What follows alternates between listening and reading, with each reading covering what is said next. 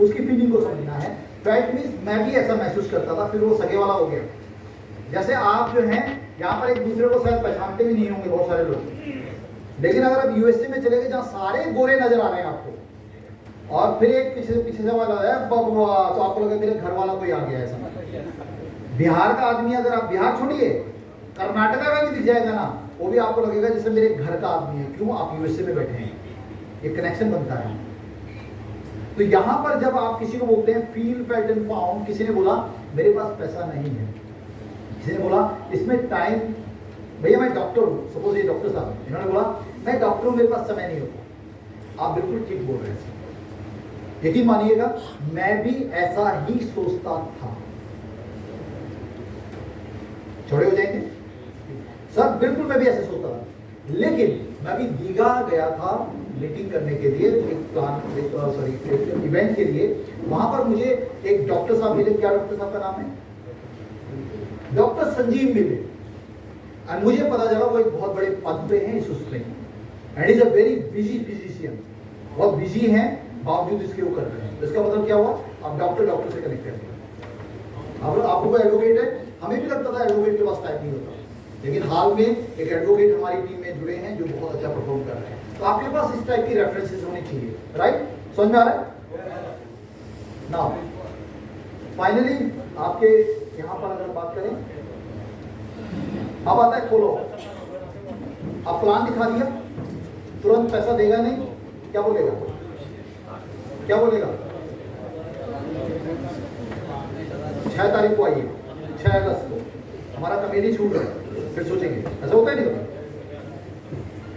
ऐसे में आपके पास एक फुल प्रूफ पैटर्न होना चाहिए फॉलोअप्स का।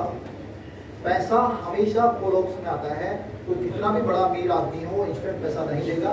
फॉलोअप्स पर भी समझ लीजिए अपने ब्रेन के अंदर कि 1 2 3 4 5 6 लेयर्स होती हैं। 6 फाइल के बाद यस की फाइल होती है। No no no no no and then yes. तो अगर आप पहले दूसरे यस पे चूक गए तो आपके पास वो प्रोडक्टिविटी कभी आएगा नहीं sir. Most of the cases में आप जब यहाँ पे कहानी सुनेंगे ना, स्टेज पे एक आदमी आता है, हम ब्लू डायमंड हैं, ये केसरी साहब हमारे घर पे आए थे, हमने मना कर दिया, फिर इनका फोन आया, हम फोन उठाना बंद कर दिया, फिर किसी को बोल दिया आएंगे तो मना कर दीजिएगा। लेकिन आज वो आदमी अचीवर बन गया। क्यों? क्योंकि केसरी साहब बार बार फॉलो करते रहे। तो कोई भी आदमी ऐसा नहीं बोलेगा कि सर हम तो बैठे हुए थे कि कोई हमारे को प्रोबोटेक्स का प्लान देने दिखाने आएगा और इनके आते ही हमने दरवाजे के बाहर इनको पैसा दे दिया। ऐसा कोई बोलेगा क्या? इसका मतलब जितने भी बड़े अचीवर्स हैं वो फॉलोअप्स का रिजल्ट है। तो आपने क्या करना है? फॉलोअप्स को पूरा तवज्जो देना है। फॉलोअप्स कैसे होगा? आप जब भी फॉलोअप करें तो जब आप किसी को प्लान देते हैं तो 48 आवर्स के अंदर 24 से 48 घंटे के अंदर उसको रिकनेक्ट करना है। और अगर आपके पास वो फाइल है तो फाइल उसके पास छोड़ दीजिए। और 24 घंटे के बाद अगर वो नहीं मिलना चाहे तो फाइल लेने जरूर जाइए। हमारा फाइल चाहिए सर, हमको जरूरत था, तब उससे मिलिए। एंड उस पर राइट काइंड ऑफ क्वेश्चन पूछने बहुत जरूरी है। अगर वो क्लोज नहीं हो रहा है, हर एक आदमी क्लोज नहीं होगा। सर कुछ इंपॉर्टेंट है क्या? पीछे डिस्कशन की आवाज आ रही है, थोड़ा सा बोर हो गए तो हम बंद कर सकते हैं, कोई दिक्कत नहीं है। प्लीज थोड़ा सा अटेंशन पे करें।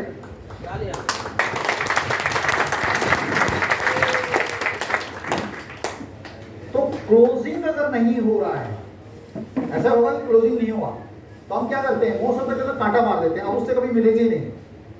तो क्लोजिंग नहीं हो रहा था, क्लोजिंग करना है। क्लोजिंग यानी नेक्स्ट टाइम आपके रिलेशन पहले से ज्यादा सुदृढ़ होने चाहिए, मत जुड़ने दो। लेकिन ऐसा होना चाहिए कि जब भी बात आएगी जुड़ने की, वो आपके साथ जुड़े। इस टाइप के रिलेशन आपके होने चाहिए।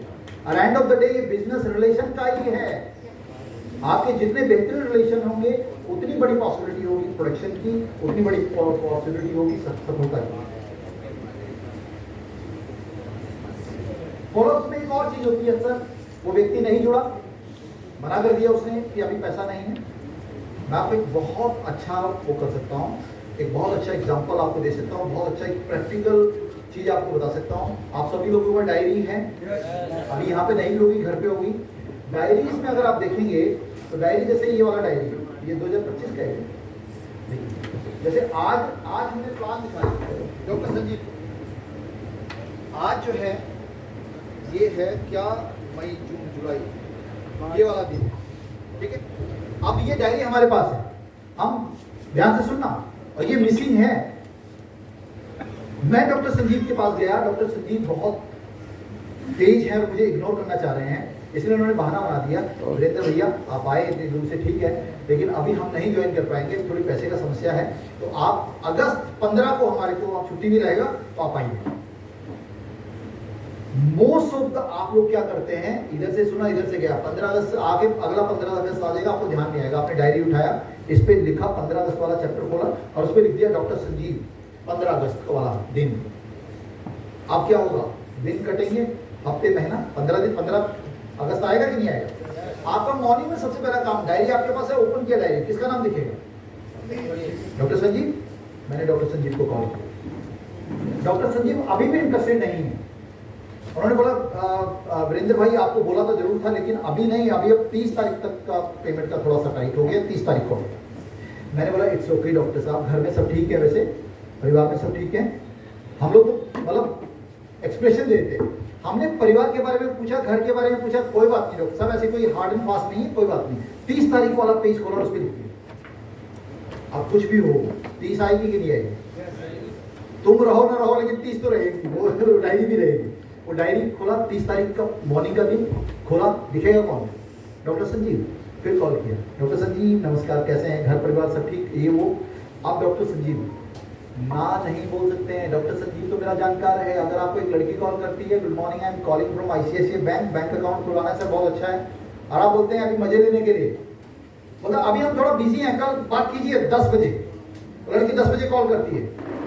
अब आपके अंदर एक गिल्ट वाला फीलिंग आना लग जाता है, मना नहीं कर सकते, म्यूचुअल फंड वाले समझते होंगे आपको, आप बोलते हैं मैडम अभी थोड़ा बिजी है, शाम को बात कीजिए, वो शाम को कॉल करती है, अब आपके अंदर आत्माएं बोलती है तो इस लड़की को परेशान करा, आप सीधा उसको ना बोल सकते हैं लेकिन ना नहीं बोल सकते, ऐसे बहुत सारे लोगों के साथ होता ही नहीं होता। आप डॉक्टर संजीव उसी ट्रैप में आ रहे हैं। 30 तारीख को मैंने कॉल किया, इन्होंने बोला सर देखिए अभी तो देखिए अभी हमारा प्रोजेक्ट में पैसा लग गया ही हो गया, आप 3 महीने बाद अगस्त, सितंबर, अक्टूबर, नवंबर, दिसंबर 5 को आप, दिसंबर 5 तक हम कर पाएंगे। हमने डायरी खोला 5 दिसंबर, अब 5 दिसंबर आएगा कि नहीं आएगा, डायरी खोला 5 दिसंबर को फिर करो, गुड मॉर्निंग डॉक्टर संजीव कैसे हैं, घर परिवार प्रैक्टिस। डॉक्टर संजीव अपने आप बोलेंगे अरे यार ये तो बंदा गले पड़ गया, लेकिन सबसे बड़ी बात ये है कि प्रेशर नहीं देता, फॉलोअप नहीं देता। लेकिन दूसरा जो डॉक्टर संजीव के अंदर एक दूसरी आत्मा है, वो ये बोलेगी वीरेंद्र कमिटेड है। पहली चीज मैसेज गया उसको, क्या, Virender is very very committed. दूसरा, वीरेंद्र बहुत प्रोफेशनल है। तीसरा, वीरेंद्र बहुत सीरियस है। चौथा, वीरेंद्र आपको बहुत रिगार्ड और रिस्पेक्ट करता है। हेलो, हाँ, अच्छा ऐसा हुआ है, क्या था, क्या था? वैसे तो हमारे अपलन का नाम वीरेंद्र विजय सर शॉर्ट पे नाम है ना, रियल नाम तो ब्रिजनंदन ही है ना। तो ब्रिजनंदन सर आते थे बराबर डेली, शाम के शाम 8-9 बजे के आसपास फ्री होते डॉक्टर साहब, और डेली आके बैठते थे, प्लान दिखाते थे, बार बार बोलते थे ठीक है सर ठीक है सर। लेकिन इतना ज़्यादा टाइम लेने लगे तो फिर हम इस बिजनेस में जुड़ गए, इंटरेस्ट लेने लगे, समझ में कुछ आने लगा, लेकिन प्लान बहुत अच्छा से दिखाते थे जिसके कारण हम इस प्लान में चले आए विथ राइट वे। जो अभी आप बताए सर, एकदम जस्ट लाइक वही काम किए थे हमारे साथ। आप दूसरा केस क्या, आप डायरी मत यूज कीजिए, आप एक बार ही कॉल करवाएंगे, दूसरी बार आप नहीं कॉल करवाएंगे। बहुत सारे लोग बोलते हैं आप फोन करिए अपने डाउनलाइन को, आप अपने डाउनलाइन को फोन कीजिए, हाँ क्या कर रहे हैं, क्या करें सर हमारा तो सारा लिस्ट खत्म हो गया, अभी तो कुछ है ही नहीं, फनवा नहीं उठाते हमारा तो। उसको बोले आज तो काम है आपके पास, I have nothing to do, मेरे पास कुछ है ही नहीं करने के लिए, कुछ है काम नहीं है सर। डायरी लिखा होता तो ऐसे बीच में अकेले सचिव थोड़ी है, हमारे पास ये भी हैं दुनिया भर के, तो हम सबका नाम लिख रहे हैं। अभी कोई जुड़ नहीं रहा लेकिन टाइम दे रहा है, हम सबका नाम लिख रहे हैं। अभी जब आप शुरू डायरी खोला 4 ठो नाम दिख गए, अभी क्या करेंगे, 4 लोगों को कॉल करेंगे, 4 में से एक आधा तो बोलेगा ना आजा, एक आधा पेमेंट आएगा। ऐसा नहीं कि सारे डॉक्टर संजीव की तरह पोस्टपोनिंग करेंगे, कोई ना कोई आपको करेगा, लेकिन इसका एक सिस्टमेटिक आपको बनाना पड़ेगा। आपको दूसरे को सबकॉन्शियसली एक मैसेज देना पड़ेगा, बिजनेस सीरियस बिजनेस है, मैं आपका रिगार्ड करता हूं, मैं कमिटेड हूं, और ये इस तरीके से किया जा सकता है। बात समझ में आई? बोले हाँ। ओके, सो आपने क्या करना है, जब भी उनसे मिले और जब क्लोजिंग हो तो आपने परमिशन जरूर मांगनी है उनसे। हमारे एक कॉर्पोरेट के लोग हैं हमारी कंपनी के अंदर, वो बोलते हैं कि जितना व्यक्ति परमिशन मांगेगा उतने बड़े चांसेस उसके कमीशन बनने के होते हैं। तो आपने परमिशन क्या बोलना है? जैसे ये पहली बार मिले, अमर जी ने मुझे डॉक्टर साहब से मिलाया, मैं बोला डॉक्टर साहब क्या मैं आपका नंबर सेव कर सकता हूँ? मना नहीं करेंगे। सर डॉक्टर साहब मुझे आपसे मिलकर बड़ी खुशी हुई, आपके जैसे पढ़े लिखे लोग, आपके जैसे बुद्धिजीवी लोग, तारीफ करना हर आदमी को, तारीफ सुनना हर आदमी को अच्छा लगता है। चाहे वो ऑफिशियली बोले अरे सर ऐसा मत बोलिए, लेकिन घर जाके बोलेंगे लगी रहे हम तो बुद्धिजीवी शीशे में देख रहे हैं कि नहीं है। इंटरनली वो तो आपने बोलना कि आप जैसी शख्सियत से मिलना मेरा सौभाग्य था, क्या मैं आपका नंबर सेव कर सकता हूँ? डॉक्टर साहब बोलेंगे हाँ करिए ना। अब हम बोलेंगे डॉक्टर साहब कभी कुछ नया अपडेट, बिकॉज आप जैसे पढ़े लिखे लोग बहुत कम मिलते हैं, और आपके माइंड को मैच करने वाली कुछ अपडेट मेरे पास हो तो क्या मैं आपको फॉरवर्ड कर सकता हूँ? क्या बोलेंगे? क्योंकि आपके जैसे पढ़े लिखे लोग बहुत कम होते हैं, तो आपके लेवल की कोई चीज हो तो क्या मैं आपको फॉरवर्ड कर सकता हूँ? तो उनको बोलिए आप मेरा नंबर भी प्लीज आप सेव कर लीजिए तो ज्यादा अच्छा रहेगा। तो सेव कर देंगे, अपने नंबर को सेव करा दीजिए। अब इनको अपने ब्रॉडकास्ट लिस्ट में डाल दीजिए। कभी भी कुछ नया आता है, आपने गाड़ी खरीद लिया तो एक पर्सनलाइज मैसेज कि थैंक यू, आप लोगों के सहयोग से, आप लोगों के ब्लेसिंग के साथ मैंने आज गाड़ी खरीदा, और अपने वो लोगों के साथ जो ब्रॉडकास्ट लोगों उसमें चला गया। रोज रोज नहीं भेजना, कभी कभी कुछ कुछ अपडेट आता है, तो ये कहीं ना कहीं पता चले किस दिन मूड में बैठे हुए हैं। जैसे पुरानी फिल्मों में दिखाते हैं ना, एक आदमी है वो कुछ सोच रहा है, सेम टाइम पे दूसरा आदमी कुछ सोच रहा है। मैंने 6 बार इनको कॉल किया, 7वीं बार मेरा अंदर वाला ही बोलेगा ये डॉक्टर संजीव है ना, ये बहुत एरोगेंट है, 6 बारी कॉल कर लिया, 7वीं बार कॉल मत कर। डॉक्टर संजीव क्या कर रहे हैं, 6 बारी मेरे ट्रैक को देखते हुए सोच रहे हैं आज 30 तारीख है, फिर आने वाला वो। मैंने देखा इनका नाम, मैंने बोला आज अपनी कॉल करूंगा, 6 बारी मेरी भी तो खुद की कोई वैल्यू है यार, बार बार इनको कॉल कर रहा हूँ। ये क्या सोच रहे हैं उसी टाइम पे, आज अगर इसने कॉल कर दिया ना तो इसको मैं पेमेंट कर दूंगा। बात समझ आई? तो जब आपका ये हो कि अब फॉलो अप नहीं करना, वही पॉइंट है जब आपका प्रोस्पेक्ट सोच रहा है अब मैं जुड़ूंगा। ये साइकोलॉजिकली है। नाउ तो फटाफट कवर करते हैं। Always reach out with new information, already मैं बता चुका आपको। अब ये नियम है सर जिनको आपने पालन करना है, इनको बिल्कुल अवॉइड नहीं करना। पहला नियम है किसी के स्पाउस, मनी एंड ईगो। हमारे साथ बहुत सारी बहनें काम करती हैं, बहुत सारी फैमिलीज काम करती हैं, तो किसी की वाइफ, किसी के पति, किसी भी टाइप का कोई ऐसा जो हम वैलिड ना माने, इस टाइप के रिलेशंस, किसी के पैसा लेन देन और किसी की ईगो को नहीं छेड़ना है, सिर्फ मैसअप नहीं करना है। अगर आपको किसी को समझाना है, हमें ये मालूम है कि बहुत सारे लोग ऐसे होते हैं जिसने गलती किया। अब गलती करने का और एप्रिशिएट करने का 2 तरीका है। अगर आपकी टीम में कोई व्यक्ति गलती कर रहा है तो उसको खोमचे में ले जाओ, साइड में प्राइवेटली ले जाओ, उसको समझाओ, उसे कंधे पे हाथ रख के बोलो कि तू मेरा भाई है, तेरे कान के नीचे 2 मार सकता था वहां पर भी, मेरा भाई है, तेरे अभी बहुत अच्छा करियर यहाँ पे, क्यों अपना करियर खराब करा। मतलब उस केस में अगर उसको मार भी दोगे ना थप्पड़ खोमचे में ले जाके, तो बुरा नहीं मानेगा, उसको एजुकेशन के तौर पे लेगा। लेकिन अगर किसी को अप्रिशिएट करना है तो उसे गले में माला डालो और उसको, उसने कुछ अच्छा काम किया उसको सामने अप्रिशिएट करो। इस टाइप से आपने करना है। नाउ कुछ भी अच्छा अगर है, पॉजिटिव है, तो डाउन लाइन को बताओ, क्रॉस लाइन को बताओ, और अगर कोई भी चैलेंज है तो आपको केवल और केवल अपने अपलाइन को बताना है। और अपलाइन कौन है? अपलाइन कौन होता है? जो एक्टिव हो और जो ग्रोइंग हो। नाम मात्र का अपलाइन नहीं, जो एक्टिव और ग्रोइंग अपलाइन हो उसको आपने बताना है। नेक्स्ट, कोई भी नया काम करने से पहले अगर आप अपलाइन से बात करते हैं तो वो अच्छा रहता है। कोई इवेंट, जैसे अभी एकलव्य जी ने 100 इवेंट कर लिए, 200 इवेंट कर लिए, और आपको कोई इवेंट करना है तो आपको बेहतरीन गाइडेंस मिल सकती है। आपका अपलाइन एक्टिव नहीं है, छोड़ दो उसको, ऊपर वाले के साथ कनेक्ट करो। वो व्यक्ति जो एक्टिव हो और जो ग्रो भी कर रहा हो, 2 क्वालिटीज आपको चेक करनी, राइट। नाउ एक्शन, ये 6 एक्टिविटीज हैं जो डेली बेसिस पे आपको करनी बहुत जरूरी है। ये एक्टिविटीज अगर नहीं कर रहे हैं तो आप जो है कहीं ना कहीं मिस कर रहे हैं बड़े सफलता को। तो सबसे पहली जो एक्टिविटी है वो ये है कि talk to the new people, नए लोगों से बात करना है सर। एनी टाइम हम लोग कुछ ना कुछ बात कर रहे होते हैं, यहां पर भी बात कर रहे होते हैं, दीघा बीच पे जाएंगे तब भी बात कर रहे होते हैं, लंच के टाइम पे भी कुछ ना कुछ बात कर रहे होते हैं। आप बात करें नए व्यक्ति को इस प्रपोजल के बारे में। और मैं अक्सर ही बोलता हूं, हालांकि बहुत सारे लोगों के लिए फिजिबल है कि नहीं है। आप जैसे मैंने यहाँ पे बात किया, ये डॉक्टर संजीव हैं, ये आप क्या करते हैं, बिजनेस करते हैं। नाउ अमर जी जो है वो बिजनेसमैन हैं, उनके पीछे बैठे जो सज्जन हैं वो डॉक्टर हैं। आप क्या करते हैं, बिजनेस करते हैं।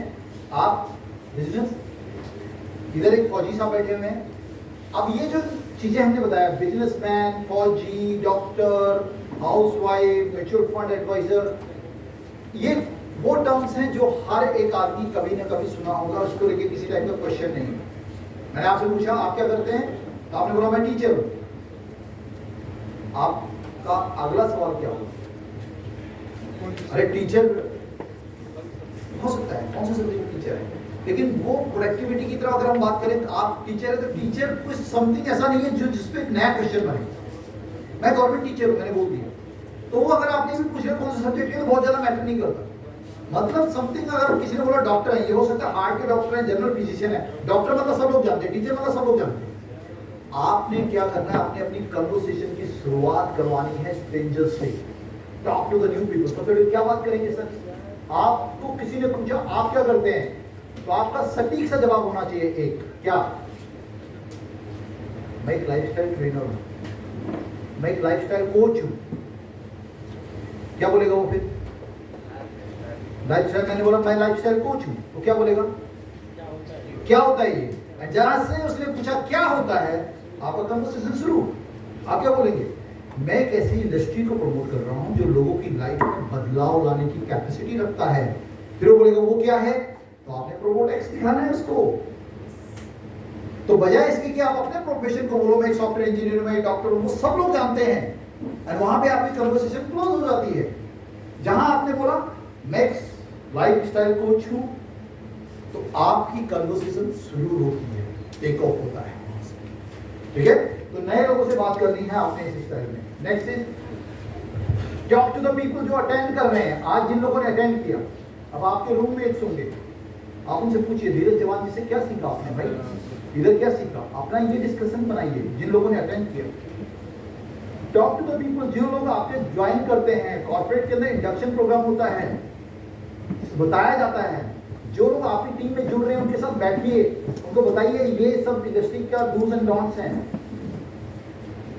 Talk to the active and growing upline, उस व्यक्ति के साथ बात करनी है जो आपकी टीम में आपका अपलाइन है, और अपने प्लेयर्स से बात करनी है जो आपके वो लोग हैं जो मेन बंदे आपके हैं, उनसे आपको बात करने की जरूरत है जो आपकी टीम के कोर लोग हैं। तो इस तरीके से ये 6 एक्टिविटीज आपने डेली करनी, 4 बेसिक, 3 कार्डिनल रूल्स और 6 एक्टिविटी। समझ आई, आगे बढ़े। ओके, तो ये बेसिक स्किल्स होनी चाहिए। बाकी आपकी नॉलेज है तो नॉलेज में आपको ये नॉलेज जरूर होनी चाहिए, और बीइंग अ प्रोफेशनल, आप जब इस कंपनी के अंदर आ गए हैं तो आपको इन सारी चीज़ों के बारे में ज्ञान होना बहुत जरूरी है। मैं सरसरी तौर पे आपको बता दूं, पहला है इंडस्ट्री के बारे में ज्ञान। आपको पता है जो ये इंडस्ट्री है ना जिसके अंदर आप हैं, ये अभी तक दुनिया की सबसे बड़ी इंडस्ट्री है जिसने सबसे ज्यादा मिलीनियर बनाए हैं। मिलीनियर क्या होता है, 9 करोड़ रुपए सालाना कमाने वाला व्यक्ति। 1 million, 10 lakh dollar, 10 lakh dollar आज 90 के हिसाब से 9 करोड़ रुपए। 9 करोड़ रुपए सालाना कमाने वाले सबसे ज्यादा अगर नंबर्स पूरी दुनिया के अंदर किसी ने बनाया तो इस इंडस्ट्री ने बनाया, और जिस इंडस्ट्री के अंदर बड़ा पोटेंशियल होता है वहां पर आपकी ग्रोथ की संभावना होती है। ये इंडस्ट्री वो है जो स्केलेबल है, ये बेसिक चीजें आपको मालूम होनी चाहिए। ये इंडस्ट्री है जो स्केलेबल है, जो आपको आपके बिना होते हुए भी, आपके बिना फिजिकल अपीयरेंस के भी आपको बहुत बड़ा इनकम दे सकती है। इतना बड़ा इनकम, ये एक बड़ा टॉपिक है, कभी हम लोगों को भी मौका मिलेगा तो बहुत डिटेल में 1 घंटे का सेशन है ये, कि ये स्केलेबिलिटी में आप अपने से ज़्यादा ताकतवर, अपने से ज़्यादा काबिल, अपने से ज़्यादा सक्षम लोगों को अपनी टीमों के अंदर लाकर उनकी प्रोडक्टिविटी का फायदा उठा सकते हैं। ऐसे है ना? मान लीजिए मैं कम पढ़ा लिखा हूं लेकिन डॉक्टर साहब मेरी टीम में है।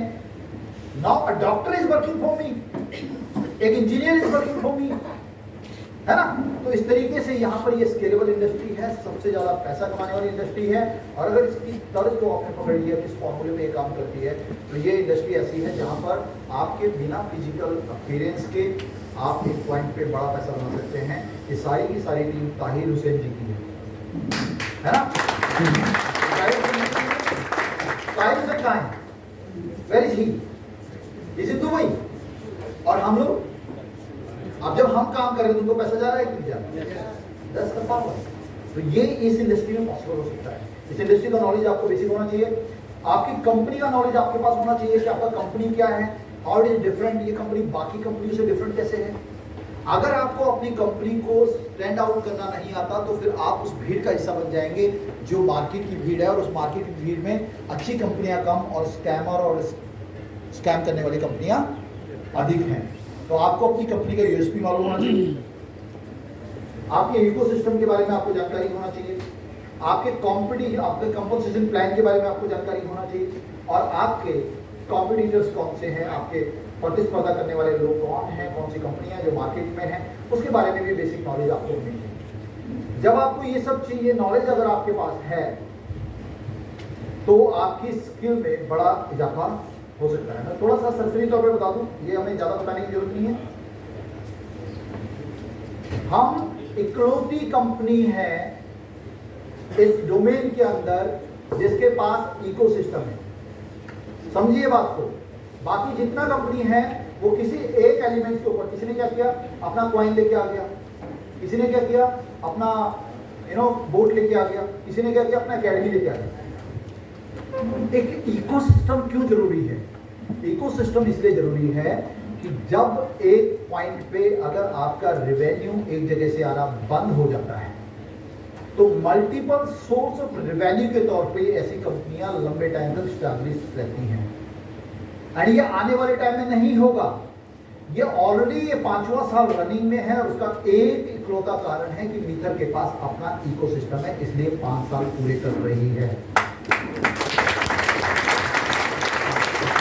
अगर वो पॉइंट पे डिपेंड होते, ये किसी एक एलिमेंट के ऊपर डिपेंड होते, तो शायद बहुत सारी कंपनियां आई, बहुत सारी कंपनियां गई। समझने की जरूरत यह है कि आपको स्टैंड आउट करना है मार्केट में। स्टैंड आउट आप तब होंगे जब आपको पता होगा अपनी कंपनी के बारे में। तो हम इकलौती कंपनी है जिसके पास फंक्शनल इकोसिस्टम है, और एक इकोसिस्टम बेस्ड कंपनी एक कंपनी को आत्मनिर्भर कंपनी बनाती है। किस तरीके से? टाटा स्टील, रॉ स्टील का प्रोडक्शन खुद कर रहे हैं, स्टील खुद बना रहे हैं, आयरन खुद बना रहे हैं, लोहा लंगर सब खुद बना रहे हैं, फिर गाड़ियां खुद बना रहे हैं, उसकी भी अलग अलग विंग्स है, वो भी खुद बना रहे हैं। And they have in house सब कुछ, एक छत के नीचे सब। अब पता चल रहा है कि स्टील तो कहीं और से खरीद रहे हैं, तो पता चल रहा है कि गाड़ी बना लिए, 7 लाख का मार्केट में प्रोजेक्ट कर लिए, स्टील का दाम पीछे से बढ़ा दिया उन्होंने, जो पिछले वाला कंपनी था। अब या तो दाम बढ़ाएंगे या फिर वो प्रोजेक्ट में कुछ ना कुछ गड़बड़ होगा, क्योंकि प्रोजेक्शन तो होता है ना। तो यहाँ पर मीथर इकलौता कंपनी है जिसके पास खुद का इकोसिस्टम है, और इकोसिस्टम के बारे में डिटेल में आपको अभी बताऊंगा नहीं। हमारे पास ब्लॉकचेन है, हमारे पास एमकॉइन है, मेटावर्स है, ये सब चीजें तो हम लोग इसको बताने की जरूरत तो नहीं है ना, ठीक है ना, ये सब ऑलरेडी हम लोग जाने हैं। अब बात आती है फाइनल प्रोडक्ट को लेकर, प्रोबोट। वेरी इंपॉर्टेंट और थोड़ा दिखाने वाला, थोड़ा बोरिंग सा सेशन है, लेकिन इस सेशन को आपको अंडरस्टैंड करने की जरूरत है। इस सेशन को अगर आप अंडरस्टैंड करेंगे तो जो लोग ये बोलते हैं कि मार्केट में, देखिए ना सर, मार्केट में 30% महीने का देने वाला भी कंपनी है सर, कंपनी पुराना कंपनी है, वैसा कंपनी है, या फिर कंपैरिजन करते हैं। आपको ये सेशन अटेंड करने के बाद समझ में आएगा कि हमारा ये प्रोजेक्ट किस तरीके से एक स्टैंड आउट और यूनिक प्रोडक्ट है, एक यूनिक प्रोजेक्ट है। नाउ प्रोबोट एक्स जो है हमारे इकोसिस्टम का एक छोटा सा एलिमेंट है। समझ में आ रहा है? It is not a company, it is